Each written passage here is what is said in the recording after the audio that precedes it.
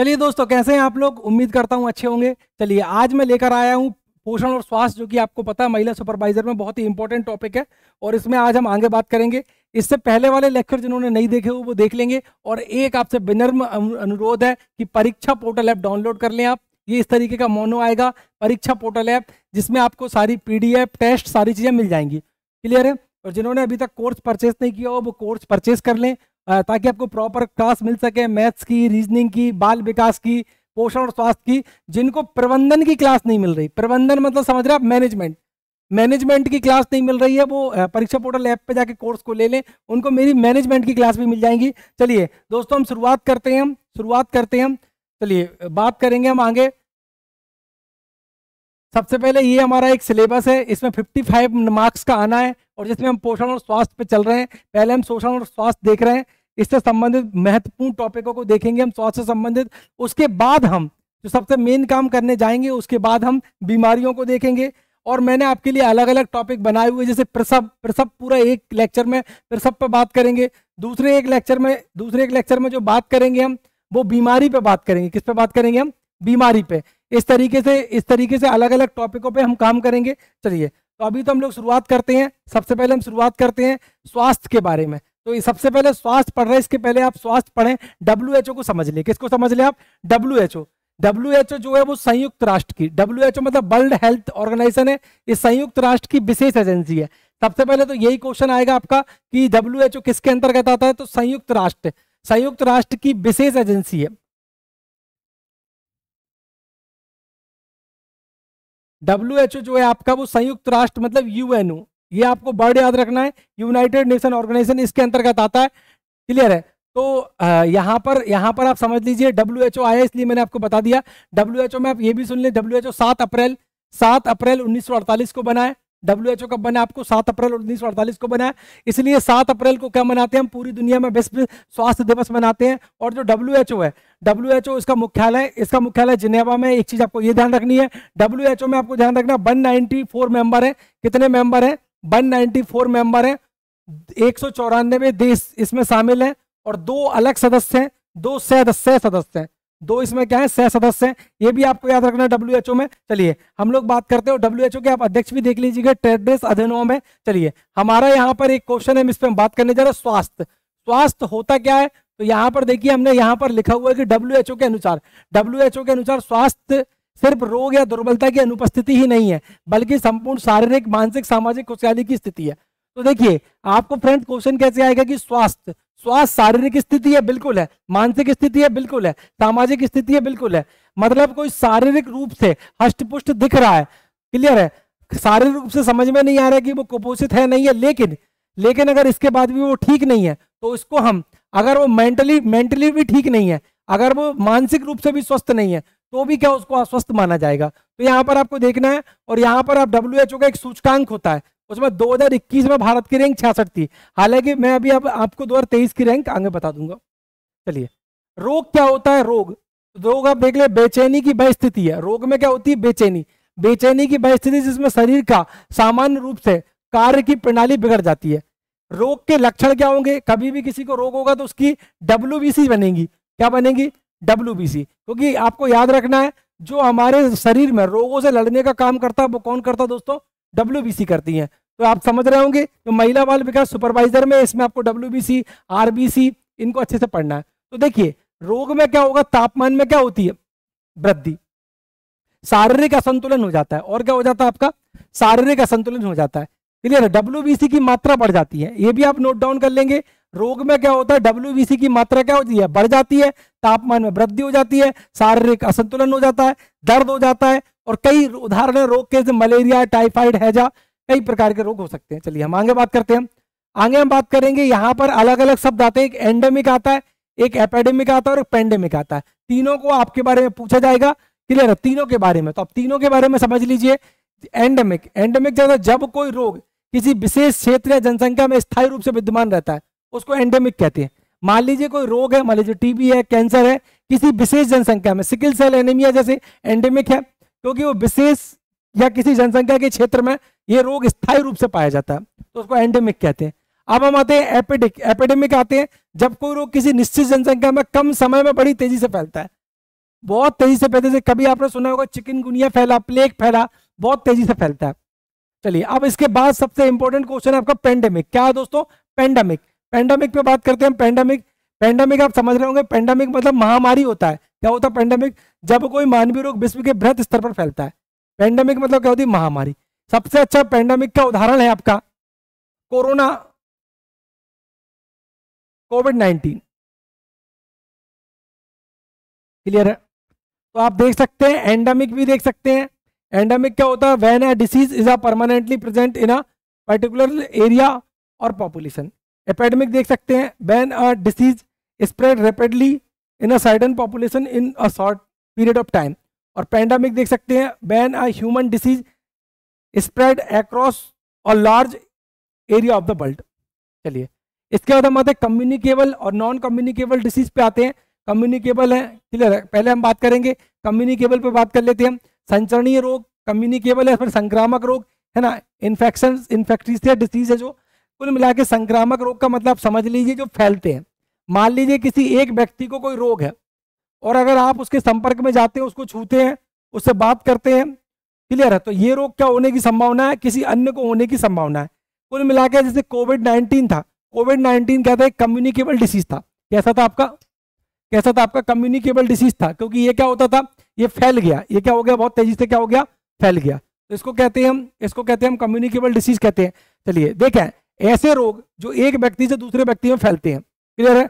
Disease that spread from one person to another, clear है? एक से दूसरे में फैले, one person to another, spread हो, फैले, उनको कहते हैं हम संचरण रोग। इनके रोग कारक क्या हो सकते हैं? कोई भी हो सकते हैं। इनके रोग कारक जैसे जीवाणु, विषाणु, परजीवी, कवक, क्या हो सकते हैं आपके? जीवाणु, विषाणु, परजीवी, कवक हो सकते हैं। रोग वाहक क्या हो सकते हैं? पक्षी, कीट, जलवायु, पक्षी, कीट, जलवायु हो सकते हैं। उदाहरण, इनके उदाहरण क्या है? कोविड-19, चेचक आदि, ये इनके उदाहरण है। क्लियर है? तो ये जो रोग है आपके बैक्टीरिया, वायरस, पैरासाइट्स, फंगी से फैलते हैं, ये डिसीज एजेंट है। और कैरियर्स आप देख सकते हैं, बर्ड्स हैं, कीट है, क्लियर, इंसेक्ट है, वाटर, एयर, इनसे फैलते हैं। जैसे उदाहरण आप देख सकते हैं कोविड-19 है, चेचक है ना। छोटी माता, जैसे छोटी माता कम्युनिकेबल डिसीज है, क्लियर है। चिकन पॉक्स, ये भी बहुत तेजी से फैलती है। तो ये आपके संचरणीय रोग है, क्लियर है। बाकी कुछ रोग होते हैं जो असंचरणीय होते हैं। चलिए आगे हम बात करते हैं ट्रैकोमा। पहले तो देखिए, जो महिला सुपरवाइजर में पूछने का तरीका वो ऐसा पूछ सकता है, ट्रैकोमा रोग का संबंध किससे? तो आपको याद रखना है आंखों से। यहाँ पर बना भी आप देख सकते हैं, ट्रैकोमा जो रोग होता है वो किससे होता है? आंखों से, क्योंकि ट्रैकोमा रोग का जो प्रभावित अंग क्या है? वो आंख है। अब मुद्दा आता है कि ये फैलता किससे है, कारक क्या है इसका, क्लियर है? तो इसका क्लेमीडिया टैक्रोमेटिस है। क्या है इसका? क्लेमीडिया टैक्रोमेटिस। और आई, आंख को प्रभावित करता है, इफेक्टिव ऑर्गन क्या आपका? और सिम्टम क्या है आपके? आई रेडनेस, आंख लाल हो जाएगी, बर्निंग है ना, आंखों में जलन पड़ने लगती है, बर्निंग होने लगती है। उपचार क्या है? सल्फासिटामाइड ले सकते हैं आप, सोडियम टेट्रा साइक्लिन का प्रयोग कर सकते हैं। क्लियर है? सोडियम टेट्रा साइक्लिन का प्रयोग कर सकते हैं आप। चलिए आगे बात करते हैं हम हैजा। ये बहुत ही इंपॉर्टेंट क्वेश्चन है आपका, हैजा। हैजा मतलब कॉलरा होता है, कॉलरा। इसी को जरूरी नहीं कि हैजा लिखा है, महिला पर्यवेक्षक में बिल्कुल ऐसा लिखा सकता है। इसको कहते हैं बी सूची का रोग। कौन सा रोग कहते हैं हम इसको? बी सूची का रोग कहते हैं हम, क्लियर है? या फिर कॉलेरा कहते हैं। कॉलेरा सबसे पहले क्वेश्चन तो ये पूछेगा कि किससे फैलता है? तो ये जीवाणु से फैलता है, क्योंकि ये जीवाणु जनित संक्रमित रोग है। ये कैसा रोग है आपका? जीवाणु जनित संक्रमित रोग है। हैजा जीवाणु से फैलता है। कारक, इसका जो कारक है वो विब्रियो कॉलेरी है। क्या है कारक? विब्रियो कॉलेरी है। विब्रियो कॉलेरी नाम के जीवाणु से फैलता है, क्लियर है? तो ये आपको ध्यान रखना है, विब्रियो कैलोरी नाम के, कॉलेरी नाम के बैक्टीरिया से फैलता है। वाहक कैसे फैलेगा? जल के थ्रू, मक्खी खाद्य पदार्थ पे बैठती तब जल के माध्यम से फैलता है। अगर आप गंदा पानी, इस तरीके का पानी पी लेते हैं तो ये फैल जाएगा। प्रभावित अंग, इफेक्ट किसको करेगा? तो छोटी आंत को करता है आपका, स्मॉल इंटेस्टाइन को करता है, क्लियर, छोटी आंत को करता है। लक्षण क्या आपके? इसके सिम्टम क्या है? सिम्टम जैसे वॉमिटिंग है, उल्टी है, क्लियर है, डायरिया भी हो सकता है, क्लियर है, और हाथ पैर में ऐंठन हो सकती है। उपचार क्या है? ORS दे सकते हो आप, है ना। क्या दे सकते हैं आप इसको? ORS दे सकते हैं, ओरल रिहाइड्रेशन सॉल्यूशन, घोल होता है, शिकंजी, नारियल पानी और खट्टे फल वगैरह, ये आप दे सकते हैं। चलिए अब चलते हैं हम डिप्थीरिया। आपको पहले तो याद रखना है डिप्थीरिया को हम रोहिणी भी कहते हैं। क्या कहते हैं? डिप्थीरिया को हम रोहिणी भी कहते हैं। ये भी आपसे पूछा जा सकता है। चलिए, ये जीवाणु जनित रोग है। सबसे पहले तो आपको यही देखना है कैसा रोग है आपका, जीवाणु जनित संक्रामक रोग है। और किससे फैलता है आपका ये? कोरोनी बैक्टीरियम डिप्थेरी से फैलता है, कोरोनी बैक्टीरियम डिप्थेरी से फैलता है। प्रभावित अंग किसको करता है प्रभावित? श्वास नली, श्वास नली को प्रभावित करता है। लक्षण क्या है? सांस लेने में कठिनाई है, गले में दर्द है, बुखार आना। ये आप इसके सिम्टम देख सकते हैं, सांस लेना, गले में दर्द है, बुखार आना। उपचार क्या है? डीपीटी का टीका है, क्लियर है, एंटीटॉक्सिन का इंजेक्शन लगाने का प्रयोग है, क्लियर है। तो ये आप देख सकते हैं इन्फेक्टिशियस डिसीज है बाय बैक्टीरिया। पहले तो यही पूछ रहे, अच्छा इसके लिए डीपीटी का टीका लगता है, ये भी आप लिख लेंगे। इसके लिए क्या लगता है आपका? डीपीटी का टीका लगता है। चलिए अब चलते हैं हम इसके कुष्ठ रोग, किस पे चलते हैं हम? कुष्ठ रोग, कुष्ठ रोग पे चलते हैं हम, क्लियर है। ये भी जीवाणु जनित रोग है। कैसा रोग है आपका? बैक्टीरियल डिसीज है। अभी हमारा एक क्लास अलग से आएगा, आपको मिल जाएगा, पड़ा हुआ है बीमारी का, उस क्लास को आप देख लेंगे तो सारी बीमारी क्लियर हो जाएंगी आपको। लेकिन मैं आपको क्वेश्चन बता रहा हूँ कैसे आएंगे। पहला क्वेश्चन आएगा कुष्ठ रोग। कुष्ठ रोग किससे फैलता है आपका? तो आपको ऑप्शन देगा जीवाणु से, विषाणु से, तो आपको टिक करना है जीवाणु से। और कौन से जीवाणु से फैलता है आपका? Mycobacterium leprae. इसका नाम भी पूछ सकता है, अलग अलग करके दे सकता है, आपको पूछ सकता है कि किससे फैलता है। तो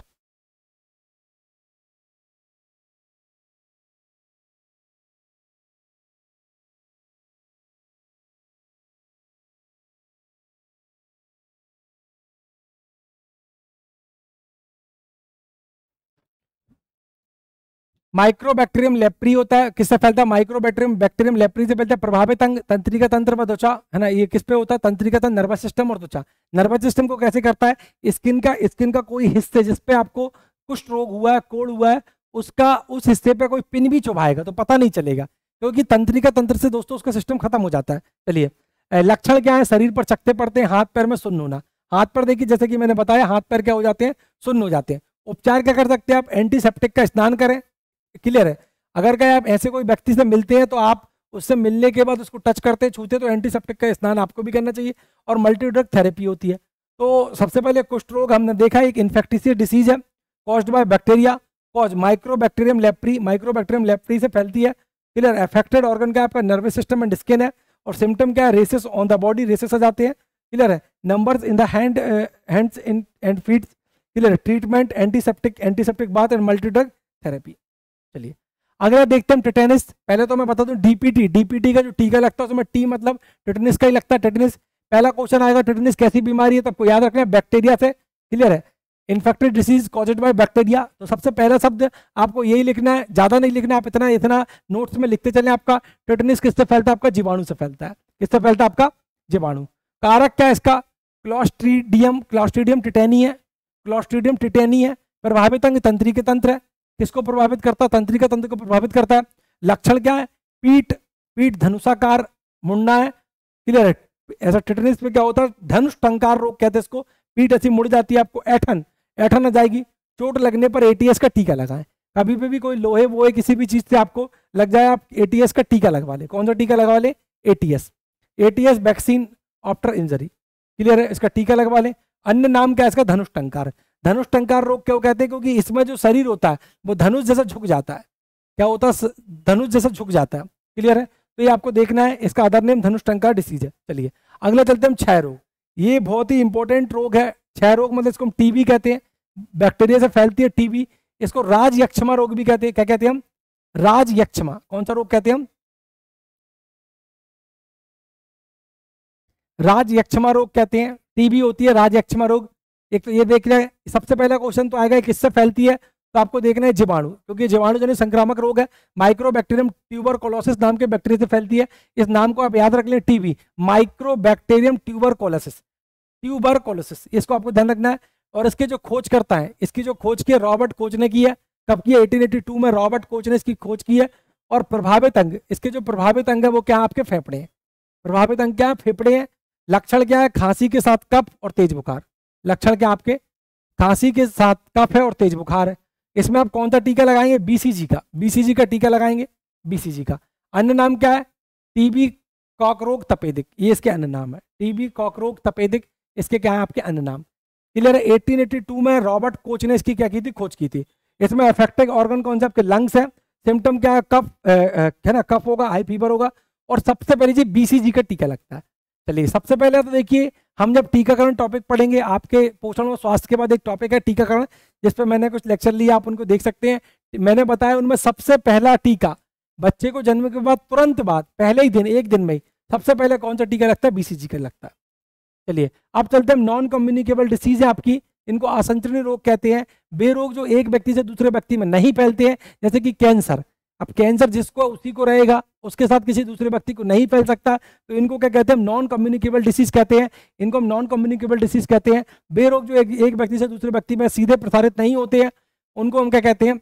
असंचरणीय रोग कहते हैं, नॉन कम्युनिकेबल डिसीज कहते हैं। क्लियर है? दैट और not transmitted directly from one person to another, जैसे कि कैंसर है, मधुमेह आदि है। क्लियर है? जैसे हार्ट डिसीज है, किसी के पैर दुख रहा है तो उसी के दुखेंगे, किसी दूसरे के नहीं दुख सकते। चलिए आगे देखते हैं, हम अगला बीमारी देखते हैं, प्लेग। प्लेग को हम काली मौत कहते हैं। प्लेग को क्या कहते हैं? हम काली मौत कहते हैं। पहले जब अंग्रेजों के समय, जब भारत ब्रिटिश उपनिवेश था, तब प्लेग से गांव के गांव खाली हो जाते थे, पूरे गांव के गांव मर जाते थे। वैसे जो प्लेग है वो चूहे से फैलता है। चूहा लेकिन सिर्फ वाहक का काम करता है। आपने देखा होगा चूहे के ऊपर थोड़े छोटे छोटे बाल होते हैं, इनमें जो प्लेग का पिस्सू है, क्या है? प्लेग का जो पिस्सू है, पास्चुरेला पेस्टिस, वो इसमें क्या होता है? चला जाता है। और जब वो इसमें चला जाता है तो वो चूहे के बालों के साथ हमारे घर में आ जाता है, और चूहे पूरे घर में घूमते रहते हैं। तो वो जो आपका पास्चुरेला पेस्टिस होता है, ये हमारे पैर पे, सिर पे, शरीर में चढ़ जाता है और हमें प्लेग हो जाता है। तो देखिए दो तीन चीजें समझ लीजिए। सबसे पहले ये बीमारी जीवाणु से फैलती है, क्योंकि चूहे के पीठ पर क्या आता है? आपका बैक्टीरिया आता है। तो ये आपकी कौन सी डिसीज है? आपकी infectious disease caused by bacteria, bacteria से फैलती है। और कारक क्या है इसका? पास्चुरेला पेस्टिस है। और वाहक कौन है? चूहे है। और प्रभावित अंग, फेफड़े को प्रभावित करता है, लंग्स को करता है। किसको करता है? लंग्स को करता है। क्लियर है? और लक्षण शरीर का क्या है? इसमें काला पड़ जाना, तेज बुखार, है ना? ये आपको ध्यान रखना है। स्ट्रेप्टोमाइसिन सल्फा मैरिजिन का प्रयोग कर सकते हैं आपके इसके उपचार में। क्लियर है?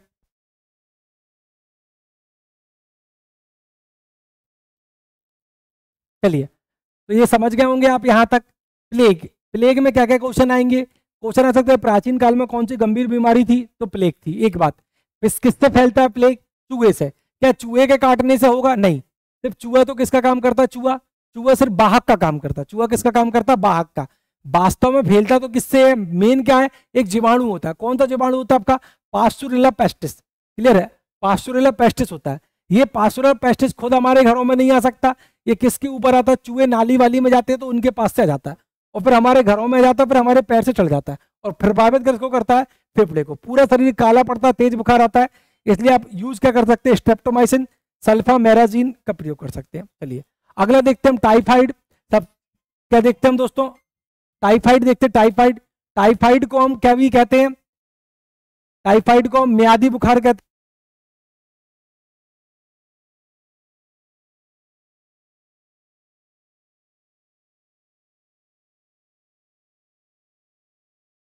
चलिए क्या है? टाइफाइड है हमारा। टाइफाइड को हम क्या कहते हैं? टाइफाइड को म्यादी बुखार कहते हैं। टाइफाइड को क्या कहते हैं? म्यादी बुखार कहते हैं। संक्रामक रोग है।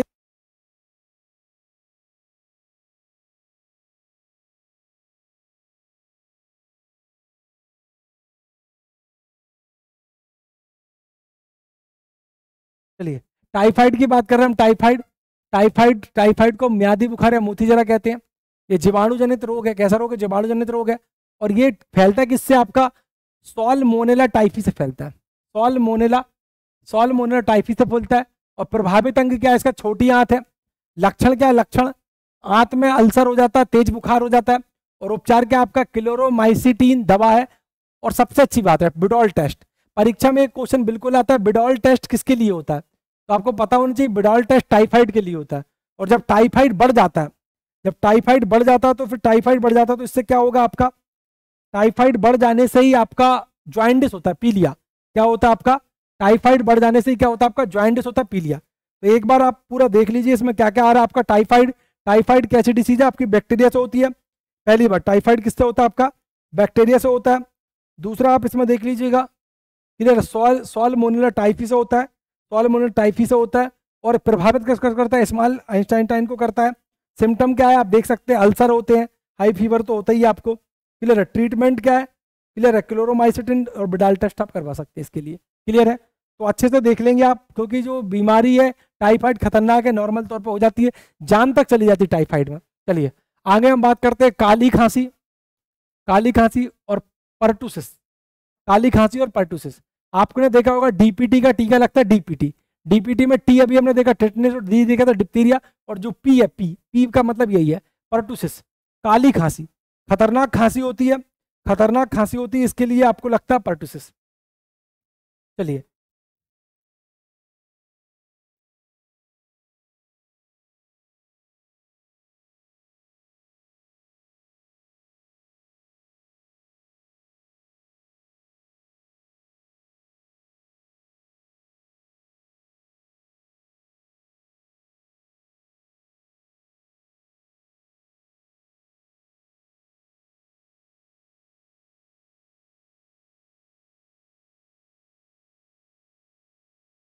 चलिए, तो सबसे पहले काली खांसी किससे फैलती है? आपकी हीमोफिल्स पर्टुसिस से फैलती है। हीमोफिल्स पर्टुसिस से प्रभावित अंग श्वसन तंत्र को प्रभावित करती है।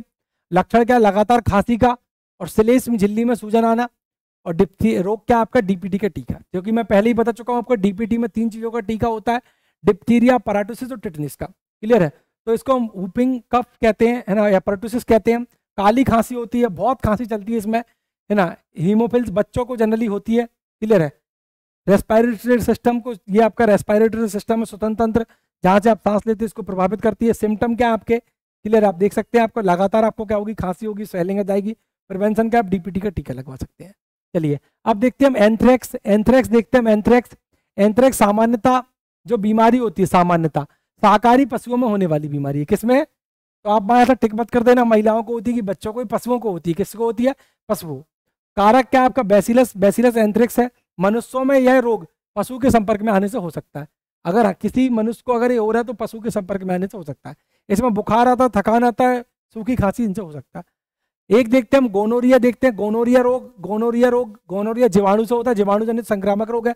कारक क्या आपका इसका? नाइसेरिया गोनोरिया है, नाइसेरिया गोनोरिया है। क्लियर? प्रभावित अंग देख सकते हैं आप। क्लियर है? यूरिनरी ट्रैक्ट है, जो कि मूत्र मार्ग में क्या कर देता है? आपका प्रभावित करता है। सूजन आ सकती है। इधर एंटीबायोटिक का आप उपचार कर सकते हैं इसमें। तो आपको देखना है कि गोनोरिया रोग किस तरीके का आपका, इसको आप समझ सकते हैं। क्लियर है? ये सबसे पहले जो बैक्टीरियल डिसीज है, बैक्टीरियल डिसीज, अभी तक हमने जितनी डिसीज आज देखी है बैक्टीरियल पे ज्यादा काम कर रहे हैं हम। चलिए, अब देखते हैं हम छोटी माता। क्या देखते हैं हम? छोटी माता है, छोटी माता, नाम इनका छोटी माता, लेकिन ये बड़ी है। चलिए, बैरीसोला किससे फैलती है? बैरीसोला जोस्टर विषाणु है। अब ये जो बीमारी है बैक्टीरिया से नहीं है, अब ये वायरस से है। वायरल डिसीज पढ़ रहे हैं हम। कौन सी डिसीज पढ़ रहे हैं? वायरल, वायरस डिसीज पढ़ने जा रहे हैं। तो बैरीसोला जोस्टर विषाणु से फैलती है। वाहक क्या है? वाहक श्वास द्वारा है। वाहक क्या? श्वास द्वारा। प्रभावित अंग संपूर्ण शरीर को प्रभावित करती है। लक्षण क्या? शरीर पर दाने निकलना, बुखार, सिर दर्द होना है। विशेष क्या है? आयुर्वेद में छोटी माता का नाम, क्लियर है, छोटी माता का नाम लघु मसूरी का प्राप्त होता है। क्या मिलता है आयुर्वेद में? इसका नाम क्या है? लघु मसूरी का है, लघु मसूरी का, लघु मसूरी का इसका नाम हमें क्या होता है? प्राप्त होता है। इसको आप देख सकते हैं। चलिए, चेचक देखते हैं। चेचक, चेचक किससे फैलता है? आपका बैरी ओला वायरस से फैलता है। किससे फैलता है? बैरी ओला। जबकि इससे पहले हमने देखा था छोटी माता बैरी सोला से फैल रही है, और चेचक किससे फैल रहा है आपका? चेचक आपका जो फैल रहा है बैरी ओला से फैल रहा है चेचक।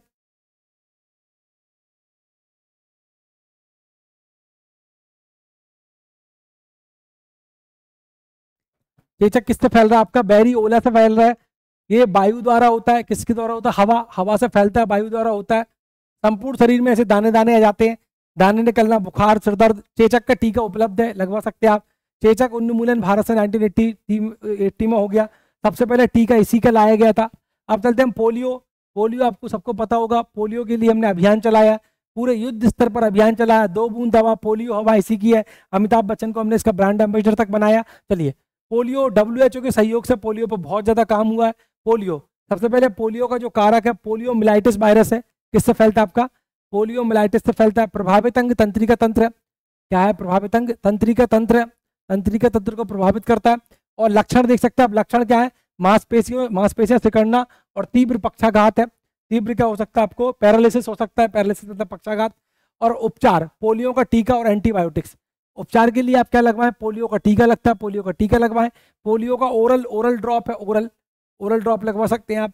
इसमें मृत मात्रा में पोलियो का ही आपको बीमारी का जो वायरस होता है वो ही दिया जाता है। पोलियो मुक्त घोषित कब हुआ? भारत 2014 में घोषित हो गया, है ना। और 24 अक्टूबर को हम विश्व पोलियो दिवस मनाते हैं, 24 अक्टूबर को। भारत में पोलियो का आखिरी मामला 2011 में आया, परंतु डब्ल्यूएचओ का कहना होता है कि जब तक किसी भी बीमारी के अगले 3 साल तक, मतलब 2014 तक कोई मामला नहीं मिलेगा तो हम उसको पोलियो फ्री करेंगे। तो इसलिए 2014 में भारत को क्या किया, पोलियो फ्री किया। 2011 में अंतिम मामला पश्चिम बंगाल में आया था। कहां पर आया था दोस्तों? अंतिम मामला जो आपका आया था पश्चिम बंगाल में आया था। चलिए अगला चलते हैं हम एड्स। किस पे चलते हैं? एड्स।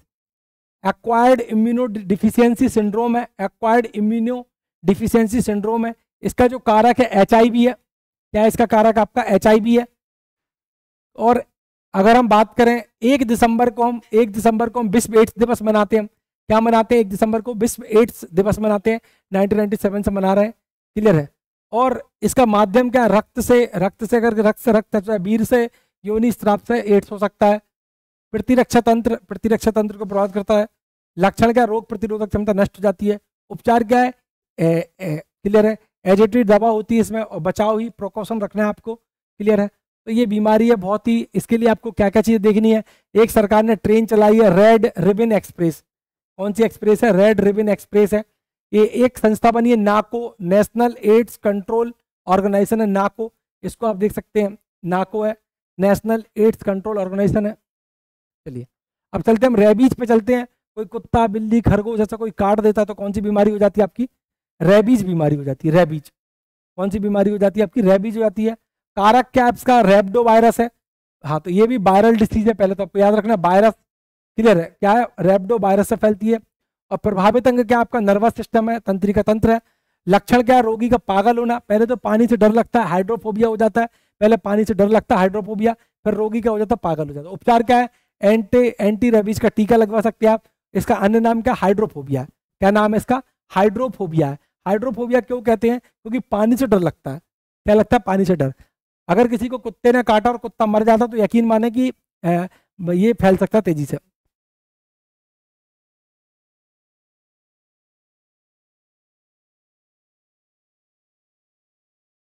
ठीक है, चलिए तो हम बात कर रहे हैं रेबीज पे।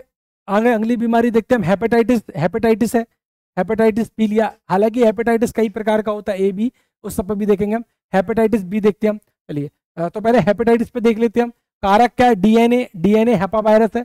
और प्रभावित अंग लीवर, लीवर को प्रभावित करता है, यकृत को प्रभावित करता है। लक्षण क्या है? पेशाब, आंख और त्वचा में पीलापन हो जाता है। और उपचार क्या है? गोमा ग्लोबुलिन का इंजेक्शन का प्रयोग करना चाहिए आपको। चलिए तो कॉजेज क्या है आपका? डीएनए हाइपावायरस है, लीवर। क्लियर है? और ये आप देख सकते हैं येलोनेस ऑफ यूरिन, है ना, पीले हो जाएगा। आइस और स्किन में भी जनरली बच्चों को ऐसे समझते हैं उनके नाखून ऐसे पीले से हो जाते हैं तो समझ जाते हैं इनको पीलिया हो गया। हो जाता है बच्चों को पीलिया। और आंख में थोड़ा पीलापन दिखता है तो ऐसे पीलापन हो जाता है। चलिए बर्ड फ्लू पे चलते हैं हम। एक बहुत ही महत्वपूर्ण बीमारी हमारी बर्ड फ्लू है।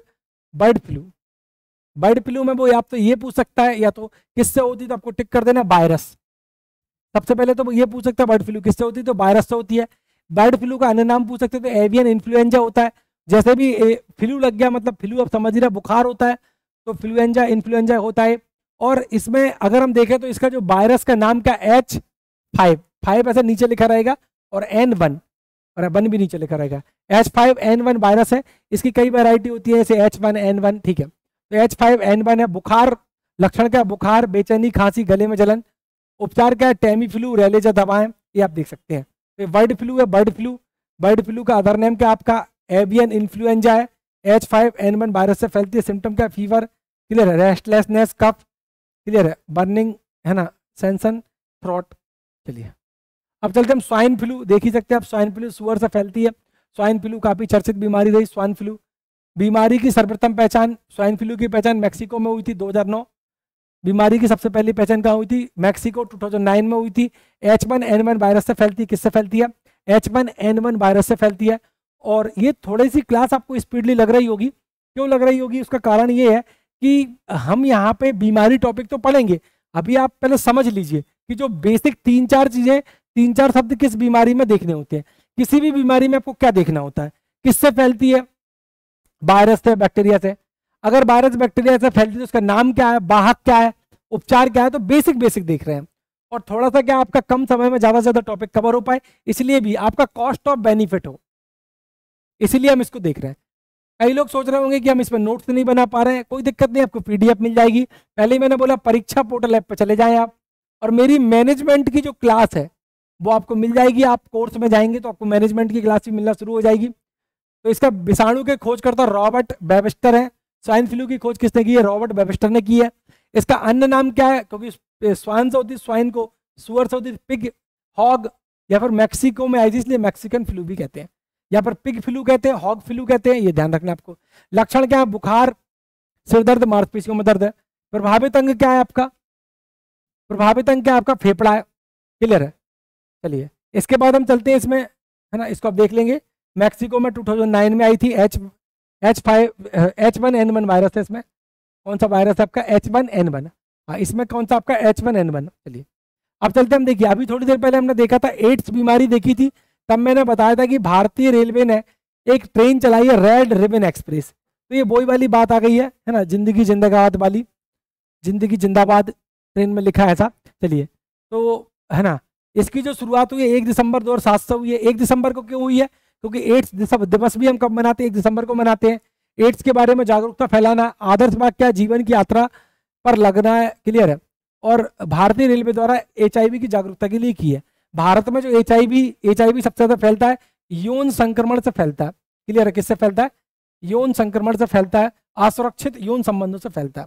चलिए कुछ क्वेश्चन है, इनको भी हम देख लेते हैं जल्दी से। कुछ क्वेश्चन है, इनको भी हम देख लेते हैं। हम सबसे पहले हम देखते हैं लाडली लक्ष्मी योजना। ये योजना बिल्कुल देख लेनी है आपको, अच्छे से रट लेनी है। लाडली लक्ष्मी योजना, लाडली लक्ष्मी योजना का मुख्य उद्देश्य क्या है? तो पहले तो आपको पता होना चाहिए 2006 से हमारे यहाँ लाडली लक्ष्मी योजना लागू है। कहाँ पर है? मध्य प्रदेश में है। उसके बाद एक अलग योजना आ गई अभी, लाडली बहना योजना, उसमें भी आपको पता होना चाहिए कि लाडली बहना योजना, जो कि आपने देखा होगा 5 मार्च 2023 को उसकी घोषणा हुई थी, वर्तमान में जारी है। तो लाडली लक्ष्मी योजना का जो उद्देश्य है वो भारत में लिंगानुपात को सुधारना बिल्कुल है। लाडली लक्ष्मी योजना का उद्देश्य क्या है? भारत में लिंगानुपात को सुधारना बिल्कुल है। बालिकाओं के प्रति समाज की सोच सकारात्मक करना बिल्कुल है। लिंग रूढ़िवादिता को खत्म करना है, ये भी बिल्कुल है। तो आप जल्दी से गैस करके अपना आंसर मन में सोच लें क्या है। Improve sex ratio in India, to make societies thinking positive tomorrow girl towards girl, ending gender stereotypes, रूढ़िवादिता को समाप्त करना है। तो इसका आंसर क्या होगा आपका? ऑल ऑफ दीज होगा। और ये योजना मध्य प्रदेश सरकार की बहुत ही महत्वाकांक्षी योजना है। चलिए इसके बाद हम चलते हैं ICDS। सबसे पहले तो आपको पता ही होना चाहिए ICDS का फुल फॉर्म क्या है? Integrated child development scheme. Integrated child development scheme है। ये 6 से 14 साल के बच्चों को होती है। किसके लिए ये स्कीम है?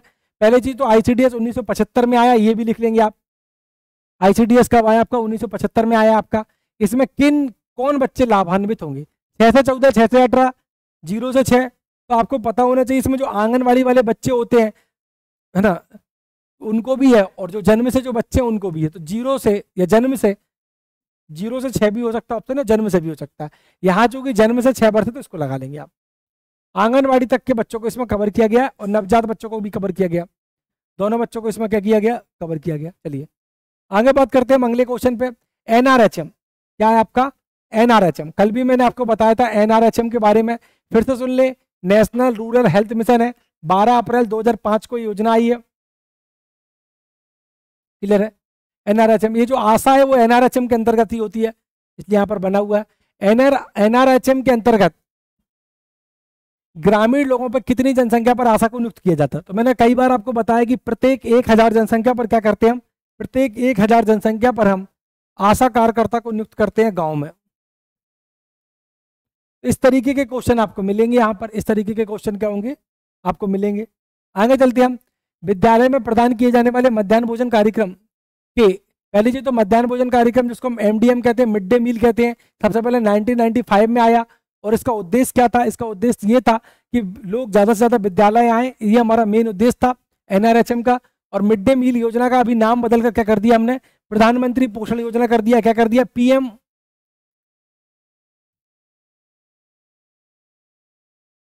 PM पोषण योजना कर दिया। क्लियर है? तो ये किसके लिए काम करती है मिड डे मील योजना? तो आपको पता होना चाहिए कि जो 1 से 5 तो करती है, 1 से 8 करती है, क्लियर है। तो और आंगनबाड़ी में भी करती है ये, तो जनरली क्या हो जाएगा, ऑल ऑफ दीज हो जाएगा। आंगनबाड़ी में जाने वाले बच्चे बिल्कुल हैं, 1 से 5 तक के बच्चे बिल्कुल हैं, कक्षा 1 से 8 तक के बच्चे बिल्कुल हैं, इसलिए सारे बच्चों के लिए क्या करती है, काम करती है। चलिए आगे बात करते हैं दोस्तों, हम एक अगला क्वेश्चन आया जो कि अभी आपके साथ डिस्कस हुआ, ICDS integrated child development scheme है, महिला सुपरवाइजर में इस क्वेश्चन को पहले भी पूछा गया, 2017 में पेपर हुआ उसमें भी पूछा गया, और यहाँ पर इसका आंसर हो जाएगा 1975, क्योंकि ये योजना कब आई है, 90 था। आपको कमेंट करके बताना है किस मंत्रालय की योजना है। मंत्रालय आप समझ रहे हैं, महिला बाल विकास है कि स्वास्थ्य एवं परिवार कल्याण मंत्रालय। अगला क्वेश्चन देखते हैं हम दोस्तों, आंगनबाड़ी केंद्र, आंगनबाड़ी केंद्र जो ग्रामीण तथा शहरी क्षेत्रों में खोले गए, इनका मुख्य उद्देश्य क्या है, जल्दी से कमेंट करके बताएंगे मुझे।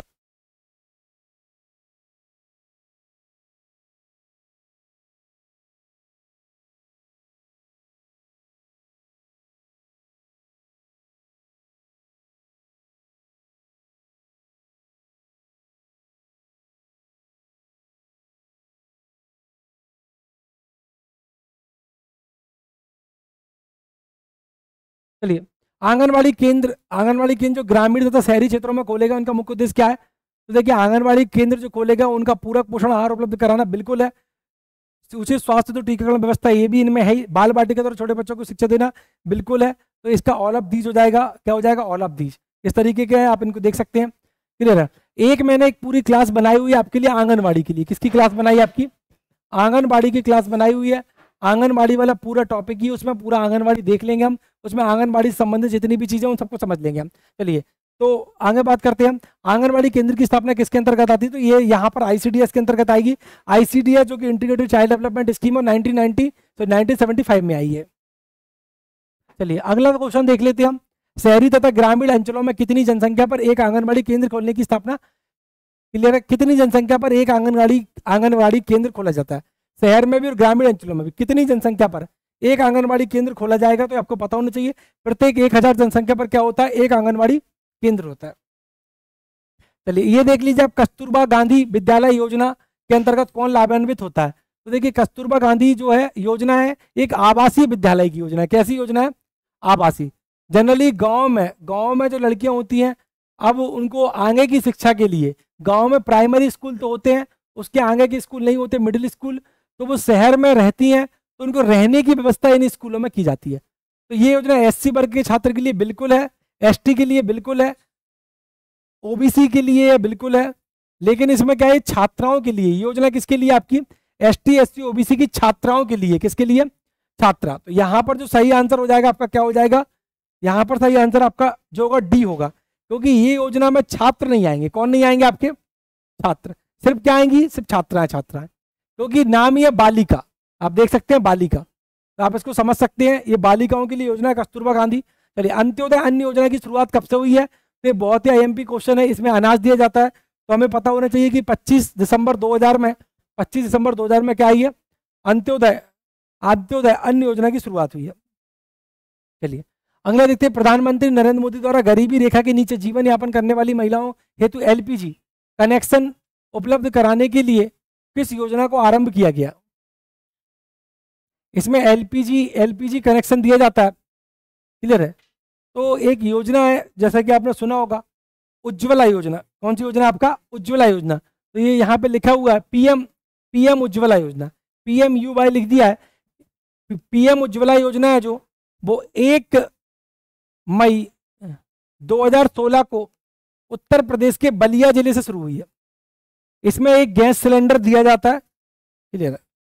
चलिए और गैस कनेक्शन भी दिया जाता है। प्रधानमंत्री जनधन योजना का मूल उद्देश्य क्या है। सबसे पहले तो प्रधानमंत्री जनधन योजना किसके लिए आई है, वित्तीय समावेशन बढ़ाने के लिए आई है। वित्तीय समावेशन क्या होता है, प्रत्येक व्यक्ति का बैंक खाता हो, इसके लिए योजना आई है। योजना कब आई है, पहले तो आप ये देख लें, 28 अगस्त 2014 को आई है। मोदी सरकार की बहुत ही महत्वाकांक्षी योजना है, क्योंकि ये योजना अपने विकास कार्य में सफल हो पाई। भारत के आम नागरिक को बैंकिंग प्रणाली से जोड़ना बिल्कुल सही है। To connect the common citizen of Indian with the banking system, वंचित वर्गों के बचत खातों की उपलब्ध कराना बिल्कुल है। आम नागरिकों को सीधे बैंक के माध्यम से बीमा पेंशन मुहैया करवाना बिल्कुल है। तो आपका आंसर सही हो जाएगा क्या, उपरोक्त सभी। प्रधानमंत्री जनधन योजना करना क्या चाहती है, पहले तो प्रत्येक व्यक्ति का बैंक खाता खुलवाना चाहती है, और उनको बैंक के जो भी उत्पादन से बीमा, इन सबसे उनको जोड़, लोन पेंशन, इन सबसे जोड़ना चाहती है। चलिए अगला क्वेश्चन देख लेते हैं हम, मातृत्व वंदना योजना। मातृत्व वंदना योजना है जो आपकी 1 जनवरी 2017 से आई है। कल वाली क्लास में भी हमने डिस्कस किया था, कब आई है, 1 जनवरी 2017 को। प्रधानमंत्री मातृत्व वंदना योजना कहते हैं। ये योजना इसलिए भी इंपॉर्टेंट है महिला सुपरवाइजर के लिए क्योंकि मध्य प्रदेश इसमें पिछले 3 सालों से नंबर 1 है। मध्य प्रदेश इसमें क्या है आपका, प्रधानमंत्री मातृत्व वंदना योजना में नंबर 1 है। एक चीज तो ये देख लेंगे आप, चलिए। और इसमें राशि भी दी जाती है महिलाओं को। चलिए, कमजोर वर्ग व बीपीएल कार्ड धारकों को स्वास्थ्य बीमा मुहैया कराने हेतु भारत सरकार कौन सी योजना, महत्वाकांक्षी योजना को हरी झंडी दिखाई गई है। तो इसमें आपको पता होना चाहिए बीपीएल कार्ड धारकों को स्वास्थ्य बीमा के लिए अभी जो योजना आई है प्रधानमंत्री आयुष्मान भारत योजना आई है, आयुष्मान भारत योजना। क्लियर है, आपको पता होना चाहिए सितंबर कब शुरू हुई है, 23 सितंबर 2018 में झारखंड की राजधानी रांची से इस योजना की क्या की है, हमने शुरुआत की है। इसको आप देख लेंगे। चलिए अगला देखते हैं, गरीबी भारत छोड़ो अभियान प्रधानमंत्री नरेंद्र मोदी द्वारा कब आरंभ किया गया। तो गरीबी भारत छोड़ो एक योजना है। ये जो योजना आपकी 11 अक्टूबर 2017 को आई है। कब आई है आपकी, 11 अक्टूबर 2017 को आई है। चलिए, तो ये आज के हमारे पूरे क्वेश्चन थे, इनको भी आप एक बार देख लेंगे। और जिनको भी मैनेजमेंट की क्लास नहीं मिल रही है प्रबंधन की, वो परीक्षा पोर्टल ऐप पे जाके कोर्स ले लें तो उनको मैनेजमेंट की क्लास मिल जाएगी। क्लियर है। चलिए आज के लिए धन्यवाद, कल हम फिर बात करेंगे नेक्स्ट टॉपिक के साथ। मैंने एक अलग से एक टॉपिक बनाया प्रसव का, उसको आप देख लीजिएगा प्रसव का।